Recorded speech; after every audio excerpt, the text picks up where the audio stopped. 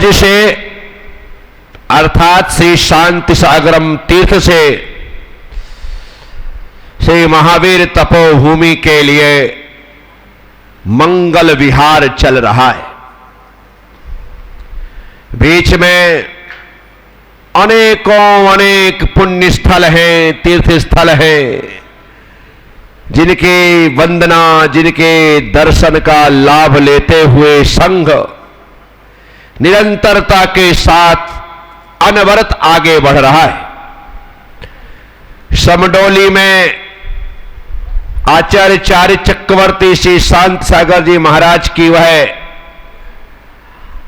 आचार्य पदारोहण स्थली, उसके दर्शन करने के बाद संघ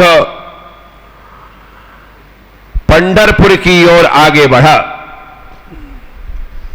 पंढरपुर हिंदुओं का एक माना हुआ स्थल है। हजारों नहीं लाखों की संख्या में दर्शनार्थी पंढरपुर आकर के दर्शन लाभ लेते हैं। महाराष्ट्र के प्रमुख हिंदू तीर्थों में एक नाम पंढरपुर का भी है। जैसे हमारी उज्जैनी यह नगरी धार्मिक नगरी है, वैसे ही पंढरपुर भी एक धार्मिक नगरी के रूप में ही ख्यात और विख्यात है। पंढरपुर में ही एक जैन श्री क्षेत्र भी निर्मित हुआ है, जहां पर गढ़नी यारिका शांतमती माता जी वहां पर विद्यमान भी थी। वहीं पर हमारा रात्रि विश्राम भी था। उनकी बहुत इच्छा थी कि वहीं पर आहारचर्या हो, लेकिन यात्रा यदि इस तरह से रुकते हुई चली तो हो गया काम। जब एक लंबा लक्ष्य हो तो चाहे करके भी रुकना नहीं हो पाता है, क्योंकि साथ चलने वाले लोग जो होते हैं वे सोचते हैं कि यात्रा शीघ्र अतिशीघ्र पूर्ण हो जाए और हम पूरी यात्रा कराने का पूरा पुण्य प्राप्त कर लें। यदि यात्रा कहीं रुक जाए तो फिर हो गया काम। किस तरह से वे कितने दिनों तक वे घर परिवार से दूर रह करके विहार कराएंगे। तो इन वजहों से भी हमारा मन होते हुए भी, लोगों की मनोहार होने के बाद भी रुकना संभव नहीं हो पाता है, क्योंकि साधु संत रुक भले जाएं लेकिन मीटर चालू रहता है। जो साथ करने चलने वाले लोग होते हैं, जो काम करने वाले कर्मचारी होते हैं, आप रुको या चलो, उन्हें कोई फर्क नहीं पड़ता है, उनका मीटर तो जारी है। इस वजह से भी जब लंबा विहार होता है तो रुकना नहीं होता है। इस कारण से पंढरपुर में वहां जो तीर्थ है, त्रिलोक तीर्थ, पूरा त्रिलोक का नक्शा जैसा बनाया उन्होंने मंदिर, वहां रुकना नहीं हुआ और हम आगे बढ़े। आगे बढ़ते बढ़ते बढ़ते हमारा मुख्य लक्ष्य था कुंथलगिरी जी के दर्शन का, क्योंकि बरसों से कुंथलगिरी का नाम सुना था, लेकिन वो ऐसे स्थान पर है जहां पर जाना सिर्फ लक्ष्य पूर्वक ही संभव है। हम सोचे कि विहार करते करते रास्ते में आ जाए तो कुंथलगिरी जाना नहीं हो सकता है। बड़ी इच्छा कुंथलगिरी जाने की थी और अब तो और ज्यादा इच्छा बढ़ गई थी, क्योंकि आचार्य शांति सागर जी महाराज की उस जन्मभूमि से मैंने विहार किया था और ये शांति सागर जी महाराज की समाधि स्थली है, समाधि भूमि है।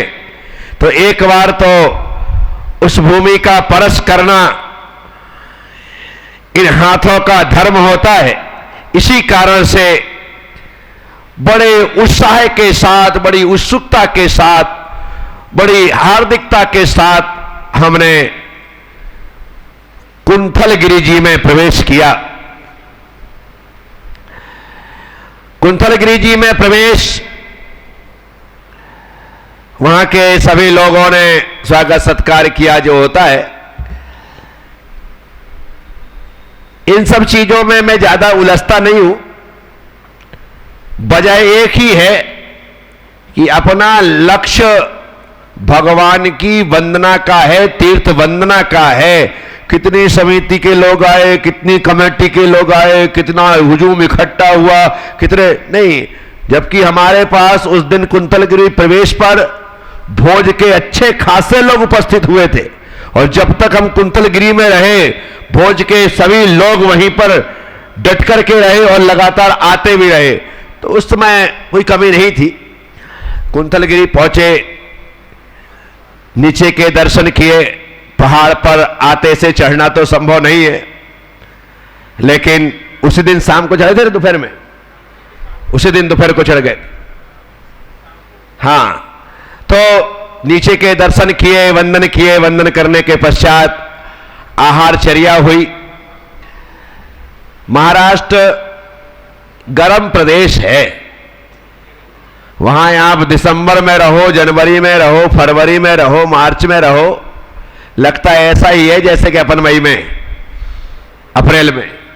ऐसा गर्म प्रदेश है। कुंथलगिरी में वहां रुकना हुआ।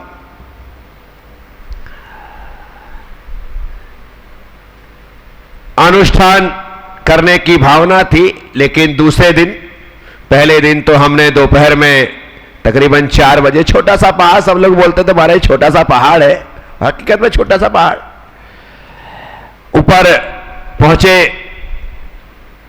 भगवान के दर्शन किए। मैं हमेशा कहता हूं ना, पहला दर्शन जो सुख देता है वो अलौकिक होता है। पहाड़ पर एक ही पाषाण पर निर्मित, वहीं से मोक्षगामी देशभूषण कुलभूषण भगवान के मुख्य मंदिर पर मूर्ति विराजमान। सभी मंदिरों के दर्शन जो रास्ते में होते गए, वहां जाकर के मूल नायक भगवान के दर्शन किए, अर्थात देशभूषण कुलभूषण भगवान के दर्शन किए। अद्भुत है, छोटी सी पहाड़ी है, लेकिन बड़े बड़े पहाड़ों को भी मात देती। आप पीछे खड़े होकर के जब वहां की हरितिमा को देखते हैं, वहां से लोकेशन को देखते हैं, पीछे का व्यू देखते हैं, तो अद्भुत सौंदर्य को समेटी हुई है। दर्शन करके जितने भी मंदिर थे, सभी मंदिरों के हमने बहुत अच्छे से भक्ति भाव के साथ दर्शन किए। नीचे आए, नीचे ही हम लोगों के रहने की, रुकने की व्यवस्था थी।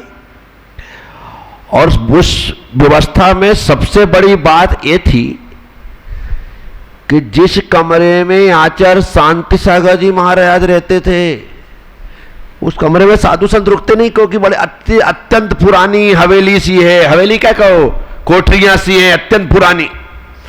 कोई रुकता नहीं है, कोई रुकना चाहता नहीं। लेकिन जब कहा कि महाराज यहीं पर रुके थे, और व्यवस्था भी हमारे सोनू बाबू ने वहीं पर की थी, उस कमरे में जहां महाराज ने बहुत लंबा समय व्यतीत किया, समाधि ऊपर ली थी, लेकिन यहां कक्ष में बहुत लंबे समय रहे। उसी कमरे में रहना, उसी कमरे में सोना, उसी कमरे में सामायिक, उसी कमरे में प्रतीक, सब कुछ उसी कमरे में बड़ा आनंद से हम लोग। दूसरे दिन सुबह दर्शन बंदन किए। पहाड़ पर नहीं गए सुबह ना, दोपहर को ही गए थे अनुष्ठान करने। बहुत सारे लोग गए थे, हम लोग नीचे की जंगल आदि जहां छतरियां बनी थी, उन स्थानों पर वहां जा जाकर के दर्शन किए। उसके बाद दोपहर में हम लोगों ने ऊपर अनुष्ठान रखा था, विविध प्रकार की द्रव्य सामग्री, फल फूल आदि लेकर के, क्योंकि पंथ व्यामोह तो अपने को है नहीं, और जब तक अच्छे से द्रव्य सामग्री ना चढ़ाओ तब तक आनंद आता नहीं। खाली सूखी सूखी चीज चढ़ा दो तो ठीक है, चढ़ जाता ही, पूजा हो जाती है, लेकिन उसका एक आनंद अलग रहता है। और बहुत अच्छे तरीके से हमने ऊपर पहाड़ पर अनुष्ठान किया। अनुष्ठान करने के बाद कल सभी मंदिरों के दर्शन कर लिए थे, इसलिए आज फिर से सबके दर्शन करने की बात ही नहीं उठती। मैंने बोला ना, पहला होता है। पहला आप लोग भी आते हो रोज तपोभूमि, आए हमारे दर्शन किए, बाहर के दर्शन कर लिए, एकाध कर लिए तो ठीक, नहीं तो वापिस। क्या हुआ? तो रोज आते हैं, पहली बार जहां पर जाते हैं वहां का एक पहली बार का एक एक भगवान ढूंढ ढूंढ के दर्शन करते, कहां कहां है वो आनंद अलग ही रहता है। इसलिए मैं बार बार शास्त्रों का उल्लेख देते हुए कि इसे कहते हैं अपूर्व दर्शन। जो पूर्व में नहीं होते हैं तो वो दर्शन अपूर्व दर्शन होते हैं, जो अत्यधिक सुख देते हैं, आनंद देते हैं, साथ ही साथ पुण्य का कारण बनते। दूसरे दिन अनुष्ठान करके हम लोग वापिस नीचे आ गए। तीसरे दिन भी हमने वहां पर आहार किया और उसके बाद दोपहर में फिर वहां से हमने औरंगाबाद की ओर विहार किया। रास्ते में जाते हुए एक भैया जी थे, नहा धो के पीछे पड़ गए। महाराज से हाथ करघा देख लो, हाथ करघा की दुकान देख लो। हमने कहा चलो देख लेते हैं भाई। उन लोगों की इच्छा होती है, काम कर रहे हैं, मेहनत कर रहे हैं, इस कारण उनको लगता है कि चलो सब साधु संत आते हैं तो चरण भी पड़ जाएं और दिखा भी दें कि हम क्या कर रहे हैं। तो वो भी स्थान देख लिया। और भी बात थी, लेकिन कुछ बातें हैं जो मैं बोलता ही नहीं हूं, जिससे कोई लेना देना नहीं है। हम लोगों ने वहां से विहार किया और विहार करते हुए आगे बढ़े। आगे बढ़ते हुए महाराष्ट्र का एक अच्छा शहर है बीड। क्या? बीड एक बहुत अच्छा शहर है। वहां पर सोनू ने बहुत परेशान किया। यहां से विहार करवाया और लंका में व्यवस्था की रुकने की। 8-10 किलोमीटर हम चल चुके, शहर आ गया। इतना लंबा शहर मैंने देखा ही नहीं था। करीब 5 किलोमीटर 6 किलोमीटर शहर पे ही चलते रहे। ये चलो चालू चालू चालू, अब कब खत्म होगा। यहां शहर चालू हो गया, उसके पहले चल करके आए, चलते रहे चलते रहे चलते रहे चलते रहे। शहर खत्म होने का नाम नहीं और स्थान आने का नाम नहीं। इतनी भयंकर उस दिन थकान थी। थकान क्या थी? उस दिन मैं बीमार ही हो गया था, जो बाद में रात में पता चला। और डर के मारे सोनू मुझसे कम से कम 200 कदम आगे, बोलने नहीं। और मैं इसे देखते देखते चलूं कि कभी तो मुड़े कभी तो रुके कि आ गया, ये चले जा रहे आगे, और पट्टा पीछे मुड़ के ना देखे कि उसको मालूम है कि अभी मैं कुछ बोलूंगा वालूंगा तो आज तो हो ही जाने वाला काम। तकरीबन तो आने की यहां से अपना घर जितना है ना उतने दूर चल रहा है, और एक व्यक्ति और साथ ले लिया, चले जा रहा, चले जा रहा। हम भी इसको देखते हुए जा रहे हैं कि भाई अब आएगा अब आएगा अब आएगा। बड़े मुश्किल से वो स्थान आया। स्थान तो आया, उसमें भी अंदर घुस के जाना। मंदिर था दिगंबर जैन पद्म प्रभु भगवान का, बहुत सुंदर मंदिर था। वहां पर पहुंचे और वहां पहुंचने के बाद जो रास्ते की थकान थी, ईमानदारी से जो गुस्सा सा था, जो बेचैनी सी थी, वो मंदिर को देखकर अंदर प्रवेश करके ऐसी बड़ी भारी बिल्कुल स्वर्णिम पीतल की धातु की मूर्ति भगवान पद्म प्रभु की, उस मूर्ति और मंदिर को देख करके तो मैं भूल ही गया कि मैं थक के आया हूं, अभी मेरे को गुस्सा करना है, सोनू को डांट लगाना है, भूल ही गया। अद्भुत मूर्ति, तबीयत खुश, परंतु मेरी तबीयत ठीक नहीं थी। भयंकर बेचैनी, भयंकर घबराहट, डिहाइड्रेशन जैसी स्थिति आदि, अलग बुखार सा लगने लगा शरीर में। सुबह विहार करना, यहां रुकना भी नहीं। परंतु आरती के बाद ही मैंने कहा कि मेरी स्थिति नहीं है, कल विहार नहीं होगा, कल आहार यहीं होगा। किसी को कोई तकलीफ नहीं है, सब साधन अपना है, वहीं पर चौके की व्यवस्था, और व्यवस्था भी बहुत अच्छी खासी बिल्डिंग बनी हुई है, शानदार चौका रसोई बना हुआ है, कोई कमी नहीं वहां पर, बहुत अच्छा स्थान। रुक गया। अब देखो आप, इसे कहते हैं पुण्य, इसे कहते हैं संयोग, जो भी आप कहते। मैं बीमार हूं और यहां पर बारिश प्रारंभ हुई, इतना पानी, इतना पानी, इतना पानी, रात भर पानी। सुबह उठे तो सुबह पानी, यानी कि बिहार में रात में कैंसिल नहीं करता तो भी सुबह कैंसिल करना पड़ता। अब आप देखो, बारिश हो रही है, सुबह बारिश, लगातार बारिश, बंद होने का नाम ही नहीं। यानी कि भगवान यदि चाहता है कि नहीं, तो उस कारण से मेरा पहले ही प्रोग्राम हो गया कि हम यहीं रुकेंगे, वहां रुके। सुबह बारिश होती रही, ठंड भी बढ़ रही है, सब कुछ है, वही आहार हुआ। आहार होने के बाद फिर बारिश रुकी, स्वास्थ्य भी ठीक हो गया।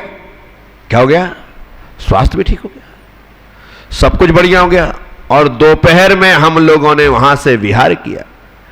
वहीं बीट के एक सज्जन थे, जिनका एक रास्ते में चलते हुए बहुत अच्छा स्थान, उन्होंने एक कॉलोनी कटी थी, वहां पर मकान ले रखा था, वहां पर हम लोगों के रहने की व्यवस्था की। वहां का बहुत बड़ा अच्छा व्यक्ति थी, आसामी कह सकते हैं आप, उस बीट का।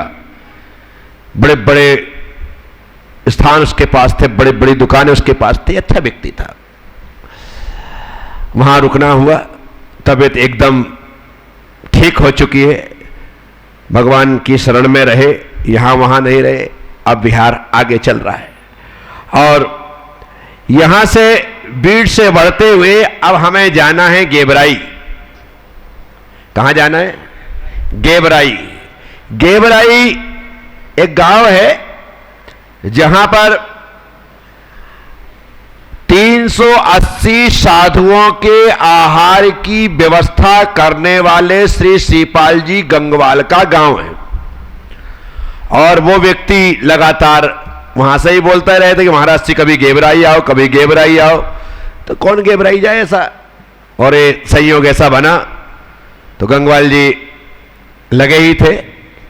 गांव में ना ले जाकर के वो सीधे अपने क्षेत्र पर ले गए। उन्होंने अपने एक क्षेत्र बना रखा है, साधु संतों के आशीर्वाद से उस क्षेत्र पर ले गए। इसी कारण से समाज में और क्षेत्र वालों में थोड़ा सा विवाद हो जाता है, क्योंकि वो साधु संतों के भक्त हैं, कोई भी आता वो गांव में ना ले जा करके सीधे वहां ले जा लेते, तो इस कारण से तकलीफ बनी रहती। ठीक है, गेबराई पहुंचे हम। गेबराई के बाहर बने हुए आश्रम नुमा स्थान पर, वहां पर अच्छी व्यवस्था कर रखी है। कोई भी कैसा भी साधु हो, उनके रहने की व्यवस्था है, उनके आहार की व्यवस्था है, करते हैं। अच्छा भाव लेकर के चल रहे कि कहीं भी किसी भी प्रकार से कोई साधु संतों की देख रेख ना करे, उनकी सेवा शुश्रूषा ना करे, तो साधु संत वहां पर आ जाएं, वो अपनी व्यवस्था करते हैं। ऐसा है। अब तो श्रीपाल जी स्वयं नहीं रहे, उन्होंने पिछले 4 साल पहले समय शिखर जी में दीक्षा ली। दीक्षा लेकर के मुनि बने और मुनि बनकर के समाधिस्थ हो गए। उनके जीवन की सबसे बड़ी उपलब्धि यही रही कि मुनियों की सेवा करने वाला श्रीपाल एक दिन मुनि बनकर के संसार से विदा हुआ। इनकी जिंदगी की सबसे बड़ी उपलब्धि है। और इस प्रकार से गेबराई में हमारा प्रवास रहा। गेबराई हमने आहार किया, वहां से हमें आगे बढ़ना है। आगे बढ़कर के पंचालेश्वर करके एक स्थान है, अति प्राचीन क्षेत्र है, गोदावरी नदी के तट पर बसा हुआ। गोदावरी नदी और गंगा नदी, ये 2 नदियां ही महत्व रखती हैं। गोदावरी नदी उत्तर और दक्षिण का विभाजन करती है, उत्तर और दक्षिण का विभाजन करती है। गोदावरी नदी के उस तरफ दक्षिण हो जाता है, माना कि पूरा महाराष्ट्र उसी में आता है, लेकिन वह विभाजन करती। ज्योतिष शास्त्रों में ऐसा उल्लेख है कि गंगा नदी के उस पार और गोदावरी नदी के उस पार मलमास का दोष नहीं होता है। जो हमारे यहां मलमास होते ना, 14 दिसंबर से 14 जनवरी तक, 14 मार्च से 14 अप्रैल तक जो मलमास होते हैं, गंगा के उस पार जाओ और गोदावरी के उस पार जाओ तो वहां मलमास नहीं होता है, वह मान्य नहीं होता। इसी प्रकार से जब हमारे यहां सिंहस्थ लगता है,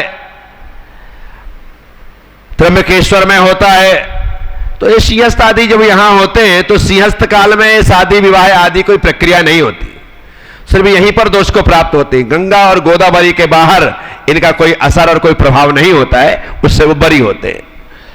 तो ऐसे पंचालेश्वर जो स्थान है वह गोदावरी नदी के तट पर बसा हुआ एक छोटा सा अति प्राचीन मंदिर है। समाज ने पुरुषार्थ करके उस मंदिर का जीर्णोद्धार किया, अच्छा है, लेकिन इतने इंटीरियर में है कि वहां पर पहुंचना भक्तों का संभव नहीं, ज्यादा लोग नहीं पहुंच पाते। आसपास के लोग जाते, पर दूर सुदूर के जो लोग हैं, यात्री हैं, वहां नहीं पहुंच पाते। इस वजह से वह क्षेत्र विकास की राह देख रहा है, लेकिन विकास जैसा होना चाहिए वैसा नहीं हो पा रहा है। जब तक लोग नहीं आएंगे तब तक विकास होगा नहीं। फिर भी आसपास के लोगों ने उसे क्षेत्र को जीवित कर रखा है, बनाए रखा है। अब इसी गोदावरी नदी में बीचों बीच एक तांत्रिक प्रक्रिया होती, तंत्र प्रक्रिया होती है, जहां पर आप अपने पंचालेश्वर के मंदिर पर खड़े होकर के दिन भर वहां पर काले कपड़े पहन करके घूमने वाले लोगों को देखो, छूछा करने वाले लोगों को देखो, दुनिया भर की वहां पर तांत्रिक क्रियाएं प्रक्रिया, बिल्कुल बीच नदी में, एकदम बीच नदी में रेत ही रेत है, टापू जैसा है, वहां पर स्थान बना रखा है और वहां पर प्रक्रिया चलती रहती है। दिन भर लोग आते रहते हैं, किसी की भूत भगाए जाते हैं, किसी के प्रेत भगाए जाते हैं, किसी की चुड़ैल उतारी जाती है, किसी को तकलीफ नष्ट किया, ये सब कुछ वहां चलता रहता है। हमने देखा था। अब सबसे बड़ी बात है विहार करना है और उसी नदी को पार करके जाना है, और नदी में पानी नहीं है, नदी में पानी नहीं है, और पानी है तो इस प्रकार से यहां से निकलो तो यहां नहीं है, वहां जाओ तो वहां है, कहीं कहीं पानी भरा हुआ, लेकिन बहता हुआ गंगा नदी की तरह या नर्मदा नदी की तरह ऐसा पानी उसमें नहीं। हम लोग नदी पार करके उस तरफ जाना था, निकले। अब वो जो चुड़ैल वाला स्थान था, मतलब तांत्रिकों का स्थान था, वहीं से निकलना, क्या थोड़ा थोड़ा डर तो लगता ही है, क्या थोड़ा थोड़ा डर, पर इतना डर इसलिए नहीं है क्योंकि वो आम रास्ता है। क्या है, हम अकेले जाने वाले नहीं हैं, वहां से लोग गुजरते हैं, बाइक भी जाती है, ट्रैक्टर भी जाता है, भी निकल जाते हैं, तो इसलिए इतना डर नहीं है।